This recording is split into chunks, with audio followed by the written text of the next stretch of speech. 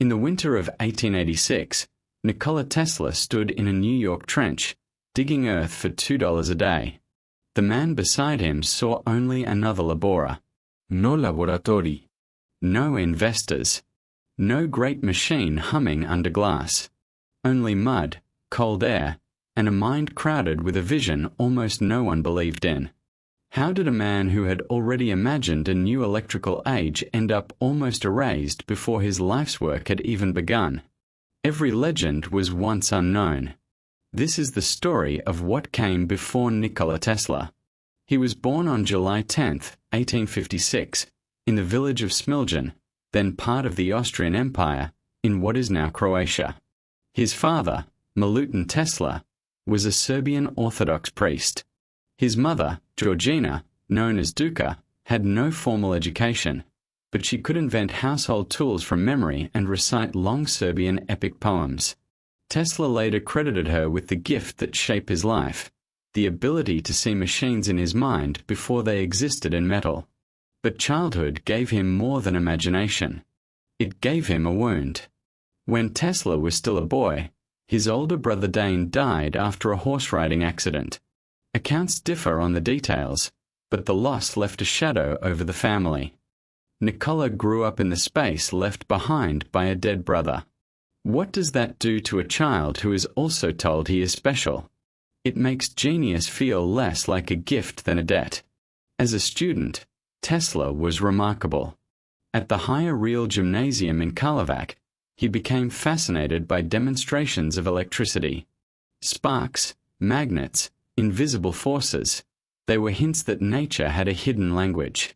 In 1873, after returning home, Tesla contracted cholera.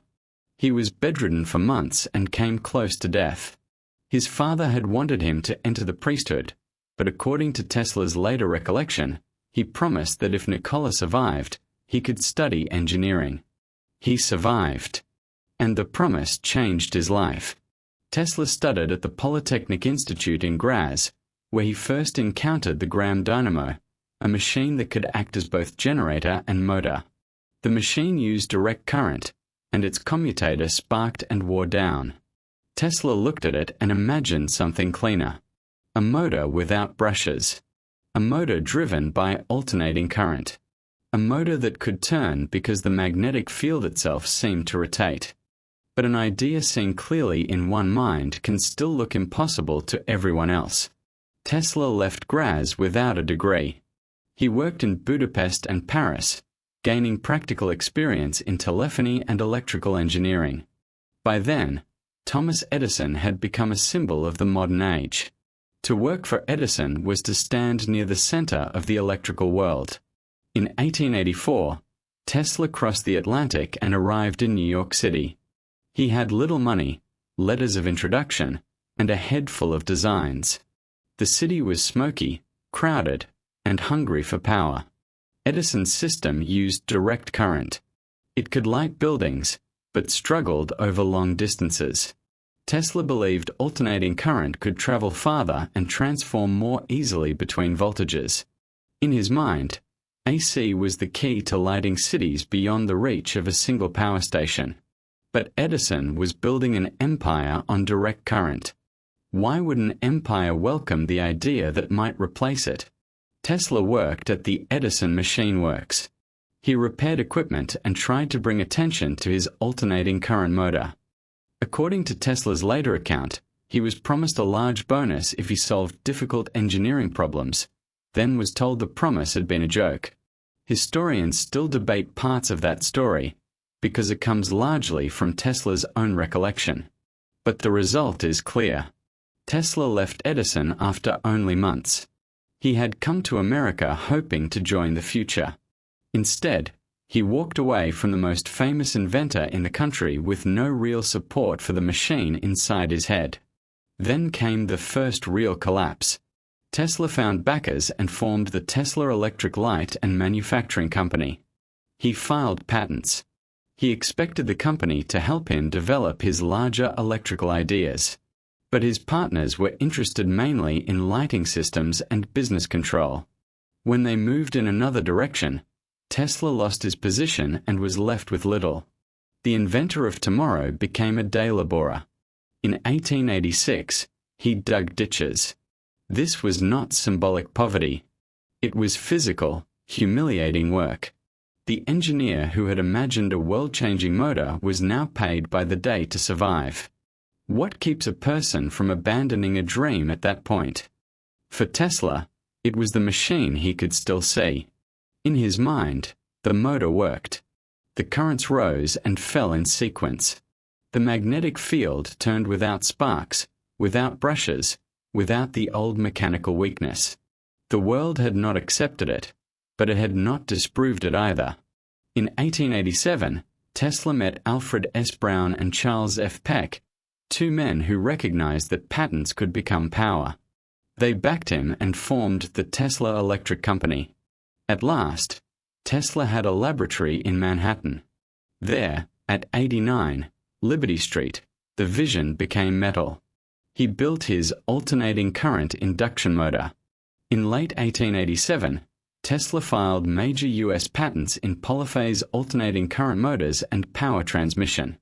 In May 1888, he presented his motor before the American Institute of Electrical Engineers. The room understood what Edison had not wanted to hear. A new electrical system was possible. George Westinghouse understood it too. Direct current needed nearby stations. Alternating current could be transformed to high voltage, sent across distance, then reduced again for use. Tesla's motor was the missing piece.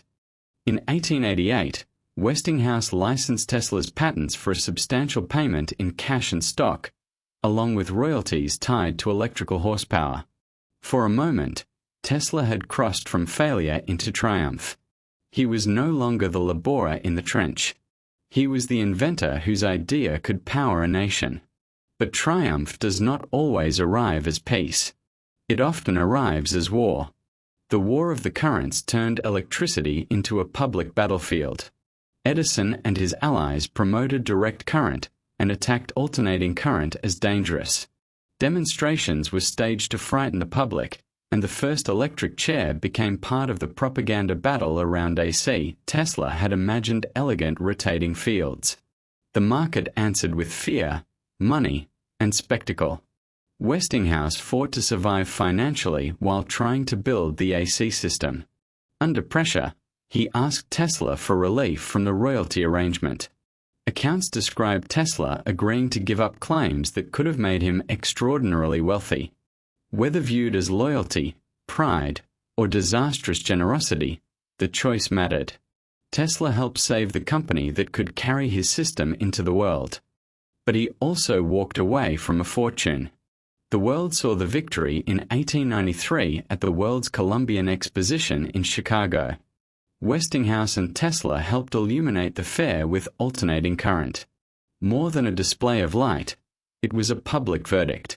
AC could work at scale. It could dazzle crowds. It could make the future visible. Then came Niagara Falls. For decades, engineers had dreamed of harnessing the falls. In the mid-1890s, Westinghouse's AC system helped make that dream practical. Electricity generated at Niagara was transmitted to Buffalo, proving that power did not have to remain trapped beside the place where it was made. Tesla's idea had escaped the trench. It had entered the grid. And still, the story did not end with wealth, comfort, or security. In 1895, a fire destroyed Tesla's laboratory in New York. Notes, models, instruments, prototypes, years of work vanished. For many inventors, that would have been enough to stop. Tesla started again. He explored high-frequency electricity. He developed the Tesla coil. He staged demonstrations where tubes glowed without wires and electricity seemed to leap through space like a controlled storm. But Tesla's ambitions kept expanding beyond what investors could measure. He did not only want better motors. He wanted wireless communication, wireless power, signals across oceans, energy moving through the Earth itself. In Colorado Springs in 1899, he built a large experimental station and pursued high-voltage, high-frequency research on a grand scale. Later, on Long Island, he convinced J.P. Morgan to invest in a wireless transmission project at Wardenclyffe. The tower rose in Shoreham beginning in 1901, designed to make Tesla's vision real. But the world had changed again. Guglielmo Marconi sent a transatlantic wireless signal in December 1901. Investors began to see radio as a business of messages, patents, stations, and competition. Morgan refused to keep funding Wardenclyffe at the scale Tesla wanted. The tower stood unfinished, a monument to ambition without money. Tesla had helped create the electrical age, but he could not control the age he helped create. His later years were marked by flashes of brilliance, public claims that grew harder to verify, and a reputation that drifted from celebrated inventor toward eccentric prophet. He received honors, but not the fortune his work might have brought. He moved between hotels. Bills followed him. So did pigeons, which he fed in New York. The man whose patents helped light cities spent his final years mostly alone. On January 7, 1943, Nikola Tesla was found dead in his room at the Hotel New Yorker. He was 86 years old. By then, Edison's name had become the safer story. Practical, famous, easy to teach. Tesla's story was stranger. It contained genius, but also obsession. It contained victory, but also financial ruin. It contained a man who saw too far ahead, and sometimes could not persuade the present to follow him. That is why his life still feels unfinished. Not because he failed, because he won in ways that did not save him. Alternating current became the backbone of modern electrical power.